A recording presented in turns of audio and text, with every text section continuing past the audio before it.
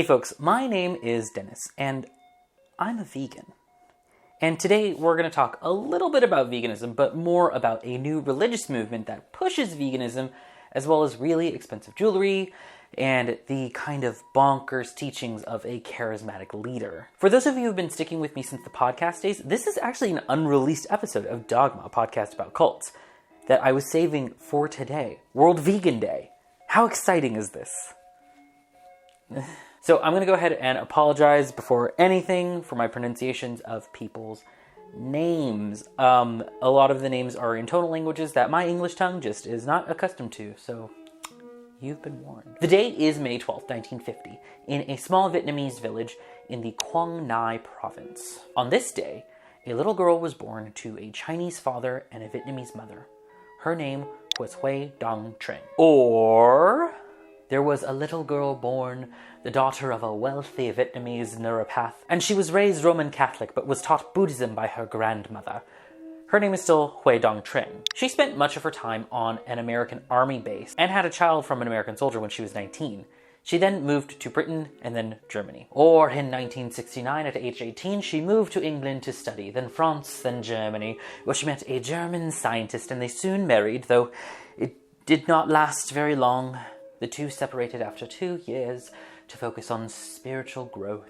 In 1979, she met a Buddhist monk in Germany whose monastery denied entry to women. Despite this, she still followed his teachings for 3 years before moving to India to study different religions. While in India, she wanted to buy a copy of the Bhagavad Gita, a holy Hindu script. The shopkeeper insisted that they did not have a copy of the book. Hui, though, insisted that a copy of the Gita was in the shop, and after some extensive searching, it was found in a sealed box in the store. This began a rumor that Hui had the third eye, which is a belief in many Asian spiritualities that is supposed to provide the keeper of the third eye with a perception beyond ordinary sight. I just also happen to have a copy of this too.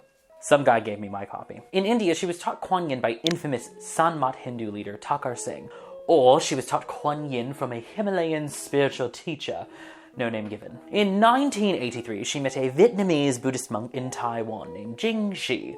Presumably, he felt that she was some kind of exceptional spirit and ordained her in 1984 as Tongue Hai, which her website claims translates to pure ocean, though it's more closely translated to clear sea. She later translated her name to Mandarin, Ching Hai, though she spells it with a CH, not a Q. You see, there's basically 2 accounts of her entire life, up until the point where she became a spiritual leader, and this kind of shows the evolution of her being a little bit more fantastical than she actually is. From this point forward, I'm going to be referring to Hui as Ching Hai or Supreme Master, as those are the names that she is more closely identified with. Since the 1990s, Hui has given speeches around the world promoting a message of peace and promoting her followers to follow a vegan diet. In 1996, the Quan Yin movement and Ching Hai were gaining followers in China, and shortly after, she was declared anti-communist propaganda. No real surprise there, but we're gonna elaborate on that in a little bit. Ching Hai is known for wearing very fancy clothing and handmade jewelry in order to command attention from people.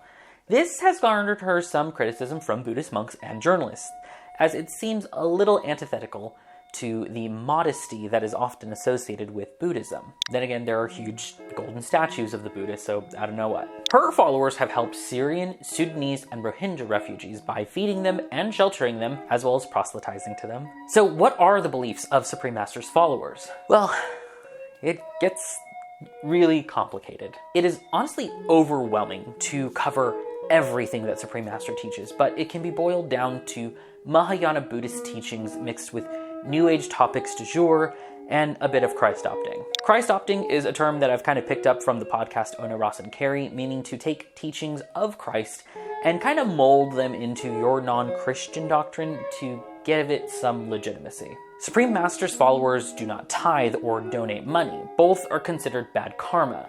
They do sell various vegan items. This is considered work, so it's not bad karma. Ching Hai's practitioners are suggested to meditate 2 hours a day and repeat a mantra when they can, One practitioner says that they do that while they go for a walk. There are meditation centers around the world, and they have different hours for meditation. The same practitioner that I was talking about earlier said their local center plays the teachings of Supreme Master for an hour before meditating for 2 to 4 hours. They come in late, and there doesn't seem to be any sort of reprimand for this. The entirety of Quan Yin up until this point really does kind of sound suspiciously normal. Supreme Master herself admits that she did not develop the method, she was merely taught it and has now taught it to her followers. God's Direct Contact, which is one of many websites associated with Ching Hai, states that Quan Yin is the meditation of inner light and inner sound. The inner light, the light of God, is the same light referred to in the word enlightenment. The inner sound is the word referred to in the Bible. In the beginning was the Word, and the Word was God. It is through the inner light and sound that we come to know God. The website vaguely elaborates further, not mentioning exactly what the Quan Yin method is, but that it is not an initiation into a new religion. However, there are 5 precepts that one must follow in order to learn Quan Yin. And this is just to learn. Refrain from taking the life of sentient beings. This precept requires strict adherence to a vegan diet. No meat, fish, poultry, or eggs, fertilized or non-fertilized. Refrain from speaking what is not true. Refrain from taking what is not yours. Refrain from sexual misconduct. Refrain from using intoxicants. This includes avoiding all poisons of any kind, such as alcohol, drugs, tobacco, gambling, pornography, and excessively violent films or literature. Ching Hai is not looking for followers, worshippers, or disciples, or to establish an organization with dues or paying memberships. She will not accept money, prostrations, or gifts from you, so you do not need to offer these to her. Sexual misconduct, you may ask? This includes having too much sex, not honoring your partner, cheating, but not homosexuality. I find this surprising because very often sexual misconduct includes being gay, but let's not get too excited here about this wokeness just yet. If you dig around Supreme Master TV, a 24-hour online broadcast network founded by Ching Hai, you will see her other teachings run the gamut of metaphysical practices and New Age teachings, each with 3/4 of the screen covered in subtitles in 24 different languages. These videos are now broadcast on YouTube, so the subtitles covering the screen are no longer necessary, though these might be like on some sort of master or something and they're just being replayed. But for Christ's sake, look at this. It's a mess. How can anyone watch this? Most concerning, to me at least, of these New Age teachings is breatharianism, a practice and claim that a person can survive on air alone. Ching Hai claims to have once been a breatharian and has promoted the works of Jasmu Hin, who's linked to at least 3 deaths caused by breatharianism. There are also many unscientific claims made by Ching Hai on Supreme Master TV, such as claiming that GMOs are spliced with animal genes that will cause obesity and heart disease. It gets even stranger, claiming that crop circles are real, the Dr. Emoto water experiments were true, there was ancient life on Mars and Venus that was destroyed by climate change, and that ancient aliens helped to build the pyramids, which is often regarded as a racist thought. The controversy gets a little grimmer. There are various testimonies from people who were either formerly her followers or were related to followers out online. One person claims that her spouse left her after a miscarriage because he was so dependent on Ching Hai's message. An elderly Welshman claimed that his wife left him for months at a time for Supreme Master's bidding and drained the family of finances by buying Ching Hai's jewelry, which was around $9,000 to $10,000 each. He eventually did divorce his wife to save his family. Her followers have also been accused of some extreme things. Some have threatened media outlets and Buddhist monks with bombs because of their criticism.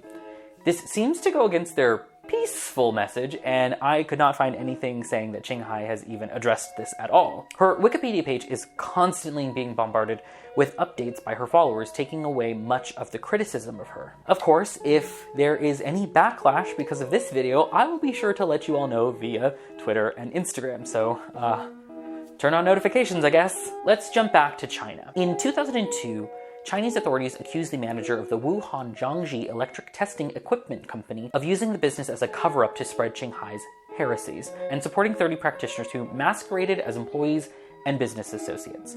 The manager was charged for falsely using the offices as a retreat site, organizing, recruiting new members, and illegally printing and distributing over 6,000 copies of heretical texts. Since then, it seems as though Ching Hai's followers are spreading her message digitally. Patricia Thornton, a political scientist at Oxford, has said that the group is a cyber sect, though I can say from my own personal experience that they still do have quite a bit of paper material floating around there. If you've ever been to a vegan restaurant, there's a high chance that it has ties to Ching Hai. Most well known is the chain that she owns, Loving Hut. In my area of Southern California alone, there are at least a half dozen vegan restaurants that aren't Loving Huts, but are still tied to Supreme Master. The dead giveaway? There's either a TV playing Supreme Master TV or a portrait of Ching Hai herself, who I affectionately called the Queen of One World before I knew who she was. Ching Hai founded the Loving Hut concept in 2008, with the first location opening in Alhambra, California. Its parent company is Loving Hut Company International. It was hard to find more recent information, but in 2011, each Loving Hut in the US was averaging $750,000 a year, totaling over $30 million across all of the restaurants in the United States. As of this recording, there are 203 restaurants in 41 countries on every continent except Antarctica. No two Loving Huts are the same. Each is allowed to make their own menu based on local tastes, as long as they're vegan. From anecdotal evidence, the ones in the US and other restaurants tied to Ching Hai, like One World and Vegan Pizza, all use the same supplier, Eco Vegan, which just so happens to also be owned by Ching Hai. The meat substitute is actually also very good, so quality product. People who open a franchise must acquire the license from Loving Hut Company International for no money.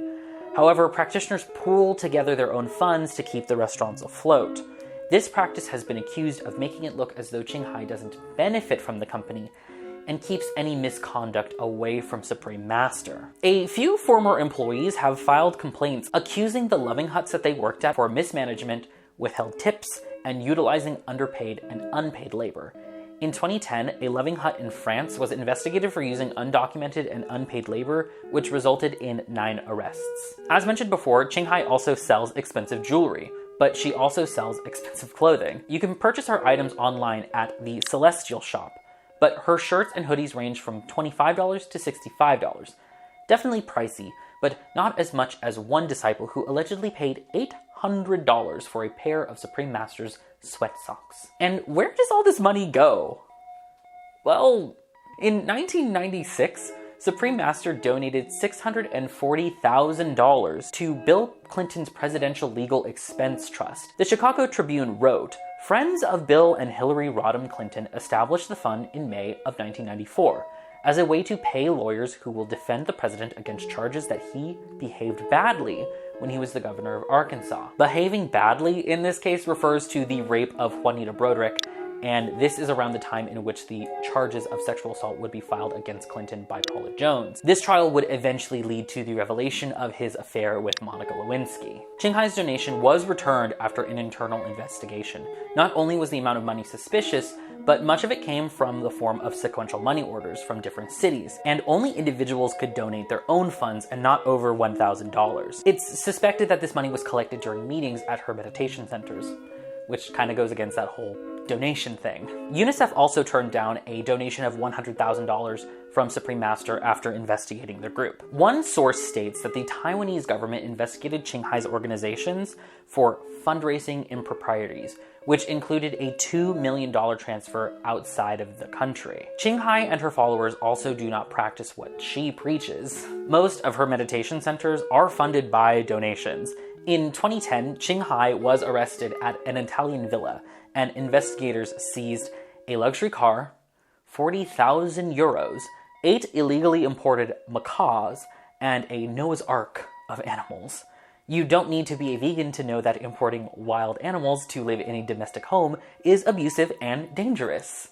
She also had an artificial island illegally built in 2003 in Biscayne National Park, Florida. It was made of limestone boulder, disturbing the seagrass shallow, and its boardwalk was built by chopping down 300 to 500 mangrove trees. The property adjacent to the island was registered to a Celestia de l'Amour, a pseudonym of Ching Hai's. The removal of the limestone and planting of new mangrove trees cost hundreds of thousands of dollars. Federal agencies attempted to make arrests, but it was found that the builders had already fled the country by then. Supreme Master rarely makes public appearances as of late. On occasion, she will speak at her meditation centers, and she is seen on Supreme Master TV, usually. It looks like she's kind of trying to maintain a low profile. Rick Ross, no, not that guy, this guy, a New Jersey-based expert on fringe religious movements, says that Ching Hai's movement fits the definition of a cult. Former members spoke to him, and he determined that this was a personality cult that brainwashes its followers and takes their money. Now, I remember having a conversation many years ago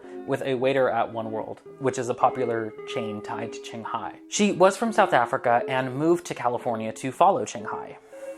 She said her family was concerned that she had joined a cult. She said that there was no need for them to worry. It wasn't a cult, it was just meditation and veganism. I don't want to sound ominous, but one day she just wasn't at One World anymore. Now I kind of wonder what happened to her. I went into this investigation thinking, how bad could it be? I certainly do agree with the message of veganism, nonviolence, and environmentalism. But learning more about the more dangerous New Age beliefs and all of the dubious money going around Ching Hai, not to mention putting animals and the environment in danger, it made me upset. It's like I've been lied to, and I know that there's a chance that I might be threatened by her followers for even making this video, and it kind of makes me wonder whether or not I will go to another Supreme Master related restaurant again. I'm not too sure, but the buffalo chicken burger from the Garden Grove Loving Hut location is really fucking good, so... Thanks so much for watching. If you enjoyed this video, please be sure to like and subscribe. My other episodes are academic like this, but mainly focus on leftist politics, so I hope you don't mind the tonal shift. Be sure to follow me on Instagram so you can vote for the non-academic video topic every Saturday.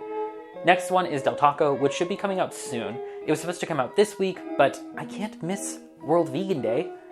After Del Taco will be the Mariko Aoki phenomenon, and following that will be the history and lore of Katamari Damacy. If you really like this video, please consider donating to my Patreon or Ko-fi. If you do, I'll give you a shout out like these folks, Abby, Jorge, and Nicholas. Thank you all so much. You are amazing and wonderful, and I love you. I even have a new special tier, the $6.66 tier, which makes you a cool kid. And you'll get a shout out from me. You'll also get a poorly done drawing of yourself by me with devil horns, and it'll be here at the end of the video, so isn't that fun? But that'll do for me today, and until next time, take care, and goodbye.